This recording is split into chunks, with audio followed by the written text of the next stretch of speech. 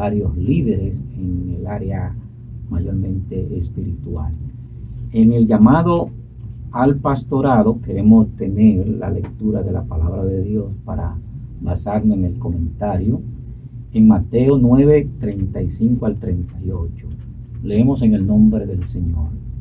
Recorría Jesús todas las ciudades y aldeas, enseñando en las sinagogas de ellos, y predicando el evangelio del reino, y sanando toda enfermedad y toda dolencia en el pueblo. Y al ver las multitudes, tuvo compasión de ellas, porque estaban desamparadas y dispersas, como ovejas que no tienen pastor. Entonces dijo a sus discípulos: a la verdad la mies es mucha, mas los obreros pocos. Rogad pues al Señor de la mies que envíe obrero a su mies. El llamado al pastoral y sus desafíos. Hemos elegido algunos, hermanos santos, para comentarlo. Algunos de los desafíos que presenta este gran líder de Dios, aunque muchos así no lo reconozcan, es su matrimonio, su propia familia. Ese es uno. Otro que hemos traído aquí es la disciplina y la santidad de la iglesia, al cual está al frente como obispo, como supervisor. La preparación teológica y el horario de su ministerio. Porque vemos, para manera de introducción, que hay un llamado, una rogativa del mismo Señor, que dice: rogad al Señor de la mies que envíe obreros a su mies, porque la mies es mucha y los obreros son pocos. Es decir, el campo de labor en esta área es mucha. Hay una escasez de liderazgo. Por ahí más o menos los temas que queremos compartir. Por lo que usted está tratando, podemos nosotros asumir que el pastorado, y debemos dejar por sentado que no exclusivamente nos estamos refiriendo a esa función de líder de una iglesia, de líder de una congregación, sino hasta cierto modo hasta líder de una comunidad, por lo menos líder espiritual, porque un pastor está llamado a ser un ejemplo en su comunidad. Sí. Pero ejemplo ¿en qué sentido? En lo que usted aborda. Primero en el hogar. Tiene que ser un ejemplo en su propia casa. Así ¿no? mismo. La Biblia dice que el que no puede gobernar su casa, pues ¿cómo va a gobernar la obra del Señor? Entonces tiene que tener unos estándares, sí, unos valores que debe exhibirlos de manera personal antes que poder compartirlos hacia otros niveles. Y ahí es el llamado, la vocación con que la persona se va identificando, sea en la misma iglesia o en la comunidad o en el grupo ambiente que se encuentra. Correcto. El llamado, que pudiéramos decir, se ve en la persona, que desde que se integra, el servicio es notorio en esa persona. El deseo de servir, indiscutiblemente que sea remunerado o no, hay una pasión, hay un anhelo por colaborar, por apoyar, ya sea en el área en que sea, la iglesia o la comunidad, un club, etcétera, etcétera. Ese llamado debe acompañar a la persona, y en ese desafío la Biblia es muy, muy fuerte en esto, porque como usted dijo, si no tiene una familia que corresponda a los estándares, al alineamiento, no puede entonces aconsejar a una familia disfuncional o desequilibrada, porque tiene que ser a partir de un ejemplo. Claro. Entonces ese ejemplo que tiene que mostrar le sirve a este líder de un gran desafío, porque lleva atención él, lleva atención la esposa y lleva atención los hijos. Los hijos en una iglesia muchas veces son encargonados. Así es. Tú eres hijo de pastor, ¿por qué te portas así? Esa es una de la presión que le meten a los hijos. La esposa tiene que ser hasta cierto punto también pastora. Así es. Porque no va a entender este tipo de liderazgo, al menos que no se sumerja. Entonces, tiene que un primer desafío que lo lleva a en las otras que hemos de mencionar, lo lleva a un estrés que muchas veces peligra su salud. Claro, Sí, estoy hablando de salud emocional, salud física. Lo puede conllevar a un estrés por cuanto hay una presión de que los hijos no pueden ya ser igual que los hijos normales del barrio. Esto es igual que los hijos de los presidentes, claro, de los funcionarios. Esto tiene que hasta salir con guardaespaldas. Claro que sí. Porque tienen otros requisitos, una exigencia.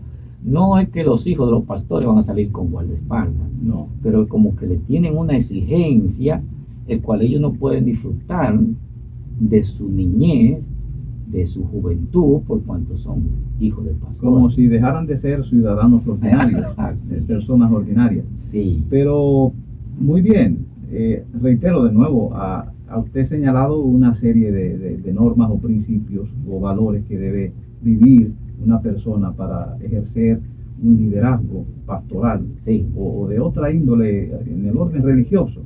Pero esto me lleva a una pregunta. ¿Cómo sabe uno que ha sido llamado para ejercer ese tipo de liderazgo? ¿Qué me lleva a mí a pensar que tengo condiciones, que tengo capacidad para asumir esa responsabilidad? Bueno, la capacidad en el instante no es predecible. Perfecto. Porque al inicio nadie se siente capaz de iniciar una labor. Es, como le decía, el deseo, la inclinación que en esa área se va identificando en mí y en el hacer. Cada vez que lo hago me proporciona una satisfacción.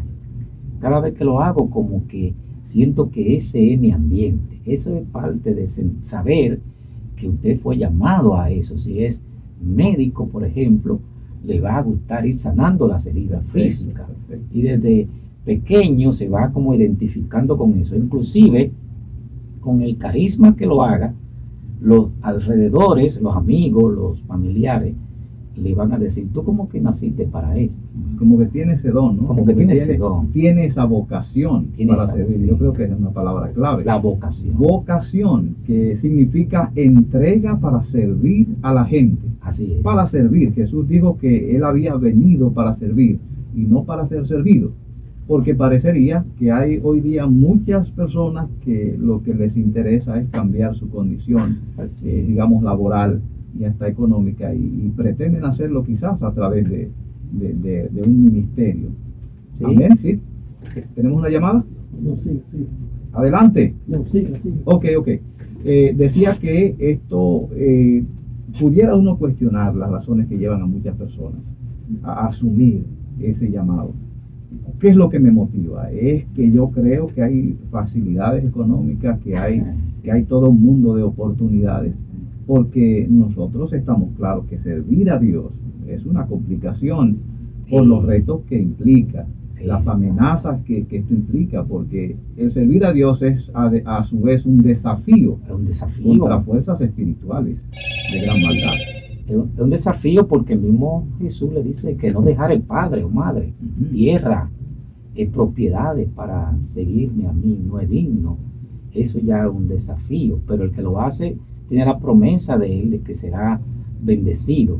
Ahora, en el renglón de esta área profesional es espiritual, obviamente. Aquel que se engancha, por así decirlo, que lo vemos gente enganchado porque creyendo que el pastor se va a lucrar de una fortuna, pues busca estos medios, y muchos lo logran por la ingenuidad de la persona y logran enriquecerse, pero la Biblia mismo contradice esta posición, que este servicio no es para enriquecerse materialmente, no, ni para lucrarse, ni para buscar su propio bienestar. Es un siervo de Dios, es un colaborador del reino de Dios, por lo cual tiene que echar fuera todo el apego material.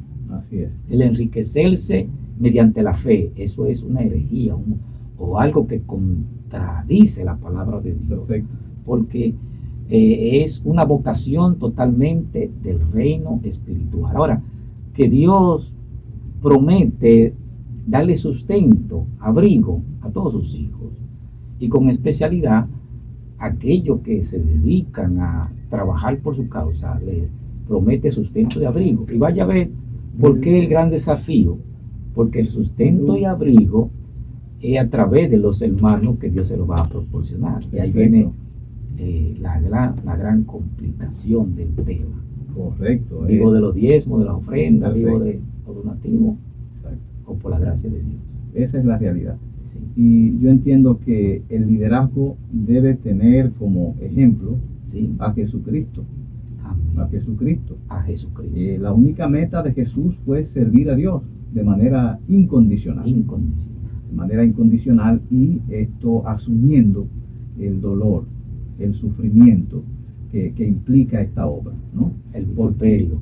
Un buen pastor, un buen líder sufre cuando sus guiados, cuando sus ovejas no siguen el camino Así correcto. Eso causa sufrimiento, causa gran malestar emocional, ¿no? Así es, así es. Los pastores aconsejan miles, cientos de personas.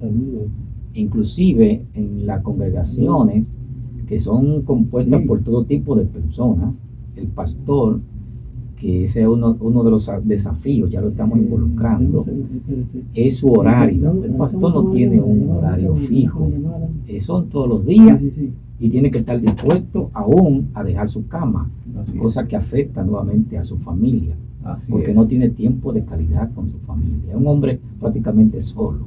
Definitivamente este es un tema bastante interesante, y pues vamos a continuar abordándolo en más de una ocasión, porque hay muchas Sí. intríngulis, ¿no? muchas Interrogantes. mucho por donde cortar, Sí. mucho por donde cortar con este tema, y la gran necesidad de liderazgo que hemos dicho al principio que hay no solo en nuestra sociedad, sino en la sociedad global. Así